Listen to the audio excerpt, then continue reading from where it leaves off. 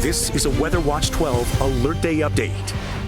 Good morning. I am meteorologist Lindsay Slater. Today we do have again that winter storm warning that is in effect that will continue all day today. I am anticipating right now. You can see some of those totals. These are radar estimated. I'm still waiting for totals to come in, but we're in the range of about 1 to 3 inches across the area. Winter storm warning is going to remain in effect as we go throughout the day today. The heaviest amount of snow is going to be peaking between about noon and 7 o'clock today. And I do anticipate again 6 to 10 inches of snow. This is something that we have not changed at all whatsoever during this time. It is mainly fluffy snow, but it will get more compacted as we go into the afternoon. Make sure you're giving crews a lot of time to really clear some of those roads. I really quick want to show you guys the radar after I get out of this. There we go. There's some of those winter weather headlines. That's the radar I'm trying to show you right here. We do have that snow that continues to build in. The intensity is now going to start to pick up. Now that we're at that lunchtime, this will continue through at least 7 o'clock. The snow will become lighter after this, and then everything will be gone leading into early Sunday morning. We'll have another update coming up in just about an hour.